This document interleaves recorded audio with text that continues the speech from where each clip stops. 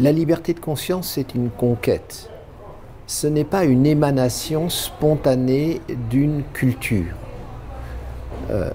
Dans l'Occident chrétien, cette conquête s'est faite, il faut le rappeler, dans le sang et les larmes.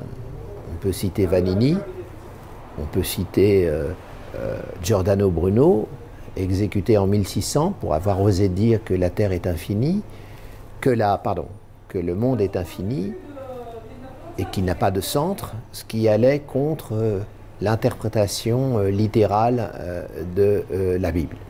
Donc effectivement, cette liberté de conscience a été conquise à rebours de la tradition oppressive d'une religion lorsque celle-ci, au lieu de se contenter d'être une simple spiritualité libre qui n'engage que les croyants, prétend s'imposer à tous et à toutes. Donc effectivement, on peut se demander si le progrès qui réside dans la conquête de la liberté de conscience serait aujourd'hui totalement remis en question. Je ne le pense pas. Simplement, cela montre que les tenants d'une religion politisée au point de vouloir exercer un empire sur les corps et les esprits, eh bien ces tenants ne renoncent pas à cette volonté de domination.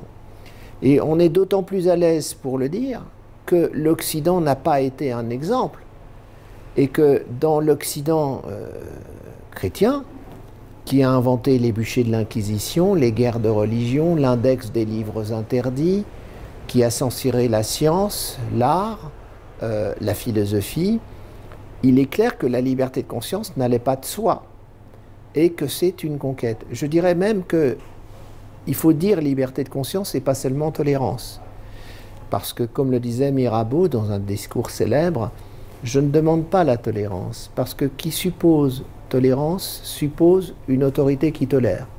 Et l'autorité qui aujourd'hui tolère peut très bien demain ne plus tolérer. C'est exactement ce qui se passa en France quand Louis XIV, sous l'influence du Parti des dévots, révoqua l'édit de Nantes, rédigé par Michel de l'Hôpital et Henri IV, et restaura la maxime totalitaire « un roi, une foi, une loi ». Et cette révocation de l'édit de Nantes fut une catastrophe non seulement humaine, mais aussi sociale, économique pour la France. La plus grande faute du règne de Louis XIV, selon le livre de Voltaire, Le siècle de Louis XIV, parce que, effectivement, elle engendra un exode massif des protestants vers le nord-est de l'Europe. Et on voit donc qu'on ne peut pas se contenter d'être toléré quand on a une conviction spirituelle déterminée. On doit être libre. C'est-à-dire l'enracinement de la déclaration, dans la déclaration des droits de l'homme de cette liberté, c'est ce qui la garantit à tout jamais contre toute variation de l'autorité politique.